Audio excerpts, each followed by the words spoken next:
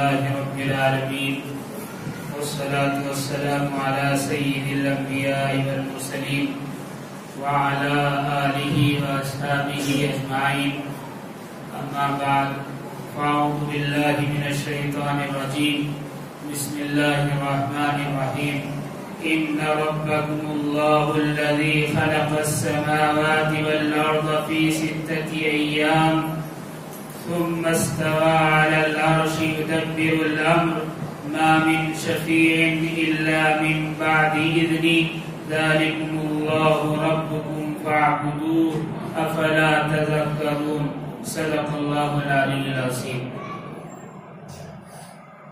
سامعین محترم،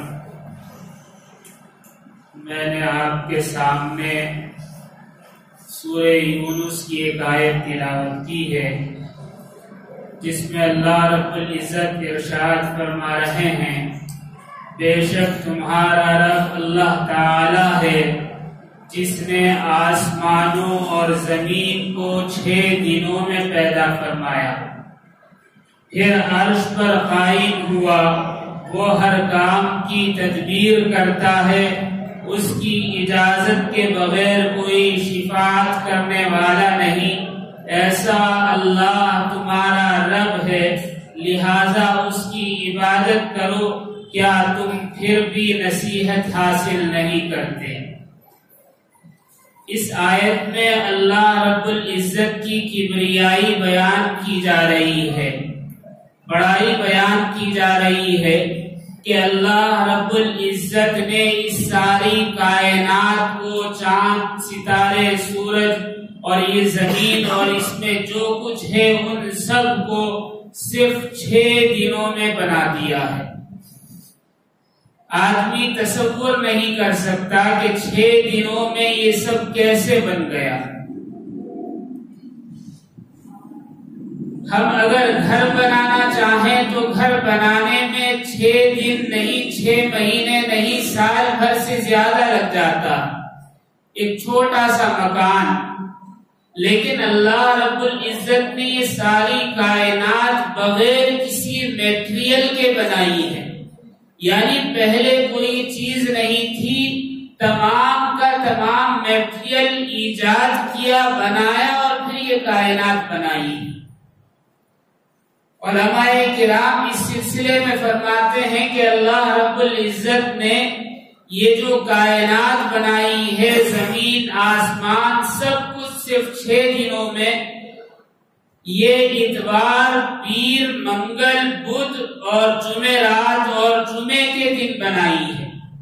اس میں ہفتہ شامل نہیں ہے، اس لیے کہ عربی میں ہفتے کو یوم السبت کہا جاتا ہے۔ سبت کے معنی ہے کاٹنا، قطع کرنا، چھوڑ دینا۔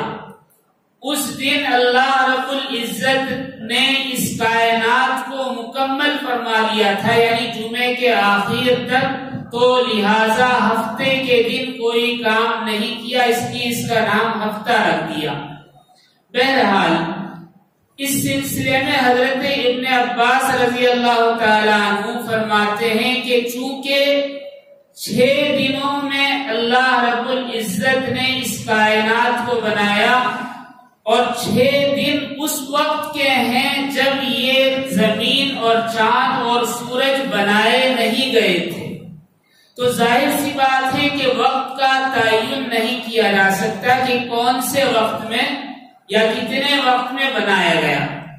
ابن جریر وغیرہ کہتے ہیں کہ ایک دن 1000 سال کے بقدر تھا، اور قرآن کریم کی سورہ حج میں آیت نمبر 40/7 میں بھی یہی بیان کیا گیا ہے، یعنی تمہارے یہاں کا ایک دن ہمارے یہاں کے 1000 سال کے بقدر ہے۔ بہرحال اس سے ثابت ہوتا ہے کہ ہماری اس دنیا کا ایک دن اللہ رب العزت کے نزدیک 1000 سال کے برابر ہے۔ ہم اگر اس کو سمجھیں آج کے دور میں تو آسانی ہے ہمارے لیے، اس لیے کہ ہم اس دنیا سے باہر کے متعلق کافی کچھ جانتے ہیں سائنس کی وجہ سے۔ سائنس کیا کہتا ہے؟ سائنس کہتا ہے کہ جو بھی آبجیکٹ جتنا بڑا اور جتنا وزنی ہوگا اس کا وقت اتنا ہی کم ہوگا، یعنی آہستہ رفتار ہوگا۔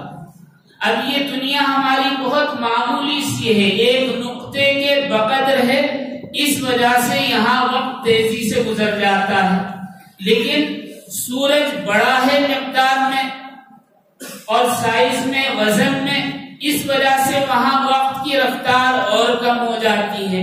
اور پھر اگر ہم اپنے اس کہکشاں سے باہر نکل جائیں تو وقت کی رفتار اور دھیمی ہو جاتی ہے، یہاں تک کہ اگر آسمان کے کناروں پر پہنچ جائیں تو گویا وقت ایسا ہو جاتا ہے جیسے وقت ہو ہی نہ، یعنی وقت ہے ہی نہیں، ایک طرح سے اتنا کم اور اتنی کم رفتار وقت کی ہو جاتی ہے۔ بہت ساری دلیلیں ہیں، سائنس نے اس کو بیان کیا ہے۔ ایک تھیوری ہے، تھیوری آف ریلیٹیوٹی، اس کے مطابق اگر یعنی اس کے حساب سے دیکھا جائے تو زمین کا ایک دن اور کائنات جہاں ختم ہوتی ہے، کائنات کا جو سرا ہے جسے ہم عرش الہی کہتے ہیں، وہاں 2.28 بلین سال ہوتے ہیں، یعنی 2.28 بلین سال وہاں کے اور ہماری اس دنیا کا ایک دن برابر ہے۔ اس چیز کو آسانی سے سمجھا جا سکتا ہے۔ بہرحال اس سے معلوم ہوا کہ جو دن اللہ رب العزت نے 6 بیان کیے ہیں کہ 6 دنوں میں ہم نے یہ کائنات بنائی، اس سے مراد یہ ہے کہ تقریباً ایک لمبا عرصہ جس کو ہم کاؤنٹ نہیں کر سکتے، گن نہیں سکتے، لاکھوں کروڑوں بلین سالوں میں یہ دنیا وجود میں آئی ہے۔ یہ سوال ذہن میں اٹھتا ہے کہ اگر کروڑوں سال اس دنیا کے بننے میں لگے ہیں تو اللہ تعالی کی کرشمہ سازی کہاں آیا ہوتی ہے؟ اللہ رب العزت نے اس دنیا کو اور اس کائنات کو بتدریج بنایا، آہستہ آہستہ بنایا۔ یہ اللہ رب العزت کے علیم و خبیر ہونے کی نشانی ہے۔ کیوں؟ اگر کوئی چیز، اور یہ یقینی بات ہے کہ اگر اللہ رب العزت چاہتے تو ایک لمحے میں اس ساری کائنات کو بنا سکتے تھے، لیکن اللہ نے ایک لمحے میں یہ ساری کائنات نہیں بنائی بلکہ بتدریج آہستہ آہستہ بنائی ہے۔ اس سے اللہ کے علیم و خبیر اور پر حکمت ہونے کا پتہ چلتا ہے۔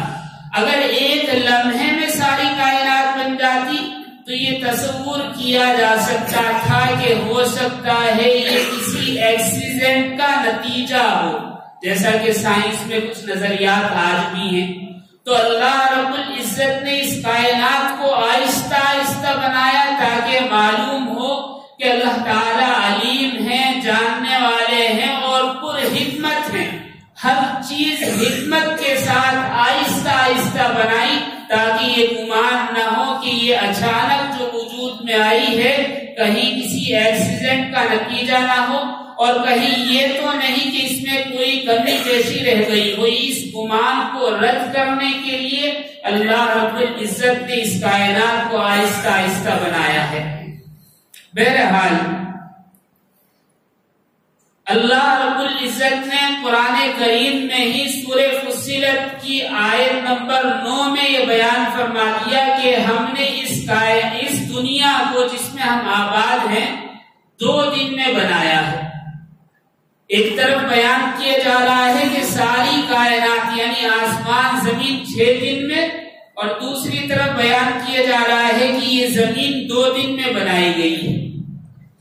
2 دن کو اگر ہم کاؤنٹ کریں اپنے اس دنیا کے وقت کے حساب سے تو پتا چلے گا کہ 4.57 بلین سال ہوتے ہیں اس دنیا کے بننے اور ختم ہونے میں، یعنی اس دنیا کی عمر صرف 4.57 بلین سال ہے۔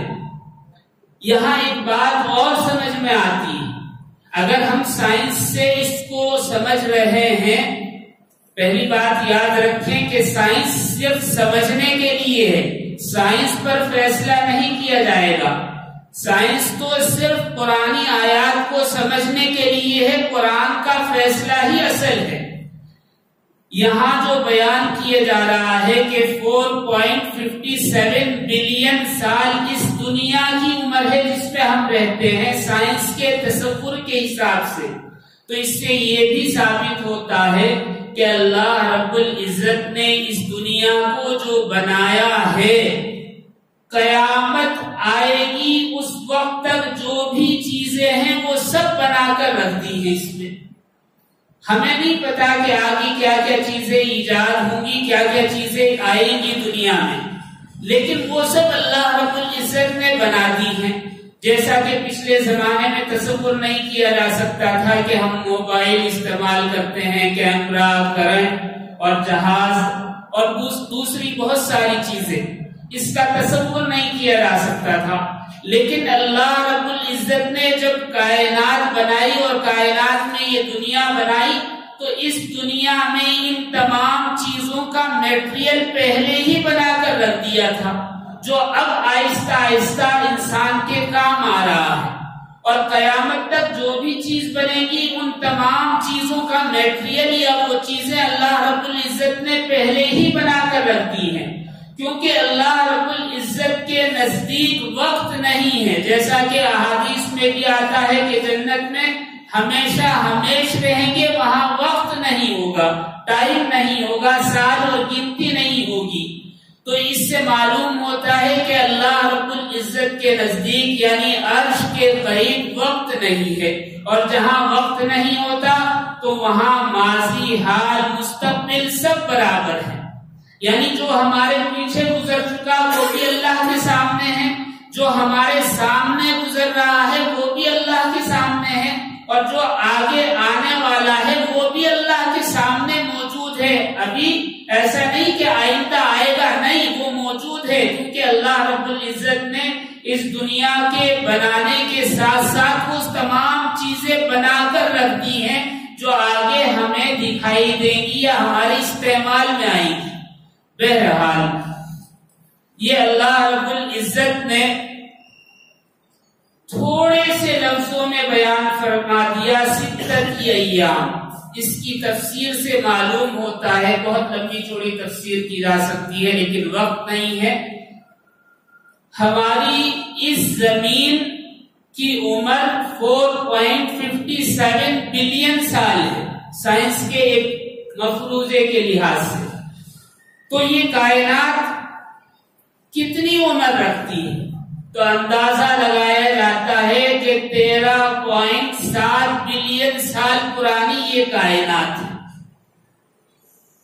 تو اس سے اندازہ ہوتا ہے کہ ہماری اس دنیا کی عمر اس کائنات کی عمر کے آگے صرف 1/3 ہے، یعنی 0.33، صرف اتنی سی عمر ہماری اس دنیا کی ہے، اور یہ عمر قیامت تک کی ہے، یہ پتہ نہیں قیامت کب آئے گی، لیکن اندازہ یہ ہے کہ 0.33 بلین سال جو ہیں یہ اس دنیا کی عمر ہے، اس میں قیامت تک آنے کا وقت شامل ہے۔ اور اللہ رب العزت نے جو ارشاد فرمایا کہ دنیا ہم نے یعنی تمہارے یہ جو دنیا تمہاری ہے ہم نے صرف 2 دن میں بنائی ہے، سورہ فصلت میں، تو اس کو اگر کاؤنٹ کیا جائے تو بھی یہی وقت نکلتا ہے، یعنی عمر اتنی ہی نکلتی ہے دنیا کی کہ 1/3 حصہ ہماری اس دنیا کی عمر ہے، بننے سے لے کر ختم ہونے تک۔ بہرحال اللہ رب العزت جانتے ہیں کہ کیا سچ ہے اور کیا نہیں، ہم اس کو شمار نہیں کر سکتے، صحیح اندازہ نہیں لگا سکتے۔ ایک واقعہ سنا دوں، بات سمجھ میں آ جائے گی۔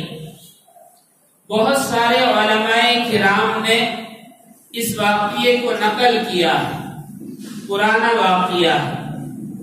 بغداد کے نواح میں ایک گاؤں تھا جہاں ایک سرائے تھی، سرائے پہلے زمانے میں ہوتی تھی ہوٹل کی طرح، اس میں کوئی بھی آتا، رہتے، رات کو رکتے، قیام کرتے، کھانا کھاتے اور چلتے ہوئے کچھ دے کر چلے جاتے۔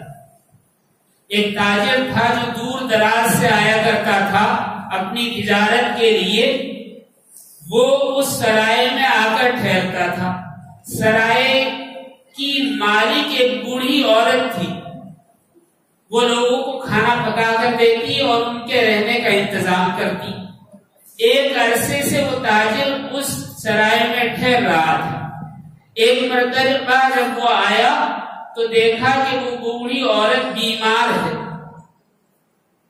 لیکن لوگوں کو اس کی کوئی پرواہ نہیں ہے کہ وہ بیمار ہے تو اسے کسی کو دکھائی لے، اس کا علاج کرا دے۔ تو اسے رحم آ گیا، اس نے سوچا میں اتنے دنوں سے اس کے پاس آ کر ٹھہرتا ہوں اور یہ مجھے کھلاتی ہے اور میرے قیام کا بندوبست کرتی ہے، چلو میں دکھا لیتا ہوں۔ اس نے اس زمانے میں کے جو بھی طبیب حکما جو بھی تھے اس کو دکھایا، لیکن وہ بوڑھیا صحیح نہیں ہوئی اور اس کا انتقال ہو گیا۔ اس تاجر نے ازراہ کرم اس کی تجہیز و تکفین کا سارا خرچ خود اٹھایا اور اسے قبرستان لے کر گیا اور دفنا دیا۔ قبر میں اپنے ہاتھوں سے اتارا، قبر بند کر دی۔ واپس جب یہ آیا اور ایک دن ٹھہرا اس سرائے میں اور واپس جانا چاہا تو اس کو یاد آیا کہ میری ایک اشرفیوں کی تھیلی تھی جو میرے کپڑوں سے نکل کر قبر میں گر گئی تھی۔ تو اس نے سوچا کہ اگر یہ رقم میں ضائع کر دوں یعنی نہ نکالوں تو ظاہر سی بات ہے کہ میرا یہ سفر سارا کا سارا ناکام ہو جائے گا، لہذا خاموشی سے جاتا ہوں اور وہ پوٹلی جو اشرفیوں کی ہے وہ نکال لاتا ہوں۔ دوپہر کے وقت جب سب لوگ آرام کر رہے تھے، دھوپ کی تمازت سے کوئی باہر نکلنا نہیں چاہتا تھا، ایسے میں وہ گیا، اس نے قبر کھودی اور قبر میں جیسے ہی اس نے پاؤں رکھے تو منظر بدل گیا۔ کیا دیکھتا ہے کہ بہت عالی شان محل ہے اور ایک جھولا ہے، اس پر وہ بڑھیا بیٹھی ہوئی ہے اور بہت اچھی حالت میں ہے، بہت اچھے کپڑے پہنے ہوئے ہیں، بہت اچھی طبیعت ہے۔ اس نے کہا کہ تم یہاں کیسے آئے؟ تو اس نے کہا کہ میری ایک تھیلی گر گئی تھی، وہ اٹھانے کے لیے آیا ہوں۔ کہا کہ اچھا وہ تو تھیلی وہیں پڑی ہے، دیکھو دروازے کے پاس ہے، اور ایک کام کرو جلدی سے اٹھاؤ اور چلے جاؤ کیونکہ یہاں وقت بہت تیزی سے گزرتا۔ تو اس نے جلدی سے وہ تھیلی اٹھائی اور جیسے ہی باہر آیا قبر سے تو دیکھا کہ تمام اطراف کا منظر بدل گیا، جو قبریں تھی وہ سب بدل گئی۔ اس نے جلدی سے قبر برابر کی اور وہاں سے نکل کر بستی میں آیا تو بستی کے راستے، عمارتیں سب بدل گئی۔ تو اسے بڑا تعجب ہوا کہ ابھی تو چند لمحوں پہلے میں گیا تھا اور یہ سارا شہر بدل گیا ہے۔ کسی سے اس نے پوچھا اس شہر کا نام فلاں ہے؟ کہا کہ ہاں یہی ہے۔ کہا کہ یہاں ایک سرائے ہوتی ہے اس نام کی اور اس کی مالک ایک بوڑھی عورت تھی جس کا کل انتقال ہوا تھا۔ کہا کہ بڑے میاں کہاں سے آ رہے ہو؟ جس سرائے کے بارے میں آپ بیان کر رہے ہیں وہ 400 سال پہلے تھی اور وہ سرائے تو کبھی کی ختم ہو گئی، بنجر ہو گئی، عمارت ڈھہ گئی ہے اب اس کی۔ تو وہاں سے پوچھتا پوچھاتا اس جگہ آیا اور دیکھا کہ باقی وہ سرائے انتہائی بوسیدہ حالت میں ہے، جیسے صدیاں اس پر گزر چکی ہیں۔ اس نے کسی سے پوچھا تو لوگوں نے کہا کہ ایک سرائے یہاں تھی، وہ سرائے جو مالکن تھی اس سرائے کی، اس کا انتقال ہوا اور اس کو تدفین کرنے کے لیے ایک تاجر آیا تھا جس کا مال اس سرائے میں پڑا رہ گیا تھا اور پڑا پڑا خراب ہو گیا، چوروں کے ہاتھ لگ گیا اور سب کچھ ختم ہو گیا۔ تب اسے یقین آیا کہ واقعی ایسا ایسا ہوا ہے، یعنی وہ چند لمحے، 1 آدھ 2 منٹ یا 3 منٹ جو قبر میں اس نے گزاری تھی وہ باہر نکل کر 400 سال بن گئے ہیں۔ تو اس سے اندازہ ہوتا ہے کہ آگے جو زندگی ہے وہاں اور یہاں میں بہت فرق ہے۔ یہاں کا وقت بڑی تیزی سے گزر جاتا ہے، وہاں کا وقت بہت آہستہ ہے۔ بہرحال اللہ رب العزت نے اس آیت کریمہ میں چند چیزیں ارشاد فرمائی۔ ایک تو یہ کہ یہ ساری دنیا اور پھر آسمان اور اس کے اطراف میں جو بھی چیز ہے وہ صرف 6 دن میں بنائے ہیں۔ 6 دن سے مراد اللہ رب العزت کے نزدیک جو دن ہیں وہ، جیسا کہ قیامت کے متعلق احادیث آتی ہیں کہ روز قیامت ایک دن 50,000 سال کے برابر ہوگا۔ تو ظاہر سی بات ہے، اس سے معلوم ہوتا ہے کہ وہاں کا وقت بہت طویل ہوگا، اس دنیا میں وقت تیزی سے گزرتا۔ اس آیت میں اللہ رب العزت نے چند چیزیں ارشاد فرمائی۔ ایک تو یہ کہ یہ ساری کائنات 6 دنوں میں بنائی گئی۔ دوسرا یہ کہ ان کے بنانے کے بعد اللہ رب العزت عرش پر قائم ہوئے۔ عرش پر قائم ہونے سے مراد یہ نہیں ہے کہ اللہ رب العزت کرسی پر یا عرش پر چڑھ کر بیٹھ گئے، ایسا نہیں ہے، بلکہ اللہ رب العزت تو زمین یعنی جگہ اور زمانے سے پاک ہے، یعنی کوئی وقت اور کوئی جگہ اللہ رب العزت کے لیے خاص نہیں ہے، اللہ رب العزت اس سے ماورا ہے۔ کس طرح اللہ رب العزت جلوہ افروز ہے اس کا تصور نہیں کیا جا سکتا، سوچ بھی نہیں سکتا انسان، کیونکہ اللہ رب العزت کی نہ سمت ہے، نہ زمانہ ہے، نہ جگہ ہے۔ احادیث میں آتا ہے کہ اللہ رب العزت کے دونوں جانب یعنی دائیں اور بائیں وہ دونوں داہنا ہی ہے، بایاں نہیں ہے۔ تو اس سے معلوم ہوا کہ اللہ رب العزت کی کوئی سمت نہیں ہے، کوئی زمانہ نہیں ہے اور کوئی جگہ متعین نہیں ہے۔ اللہ رب العزت کا یہاں جلوہ افروز ہونا اس معنی کر ہے، علماء اور مفسرین فرماتے ہیں کہ اللہ رب العزت نے اس کائنات کو بنا کر یوں ہی نہیں چھوڑ دیا، بلکہ اس کے انتظام کا سارا اختیار اپنے ہاتھ میں لے لیا ہے۔ حکمرانی، بادشاہت اور انتظام، دیکھ بھال سب اپنے ذمے لے لی ہے۔ تو اس سے یہ مراد ہے۔ پھر آگے آیت میں اس کے بارے میں فرما بھی دیا گیا، یدبر الامر، تمام کاموں کی تدبیر کرنے والے ہیں، یعنی ہر کام کو بالکل درست طریقے پر اللہ رب العزت کرنے والے ہیں، جو ایسے درست طریقے پر کرنے والے ہیں کہ اس سے بہتر کوئی انتظام ہو ہی نہیں سکتا۔ پھر آگے اللہ رب العزت نے کفار و مشرکین کا ایک رد کیا ہے، کیا؟ ما من شفیع الا من بعد اذنی، اللہ رب العزت کی اجازت کے بغیر کوئی شفاعت کرنے والا نہیں۔ کفار و مشرکین کا یہ عقیدہ تھا کہ جن بتوں کی ہم پوجا کرتے ہیں، پرستش کرتے ہیں، عبادت کرتے ہیں، یہ روز قیامت اللہ رب العزت کے آگے ہماری سفارش کریں گے۔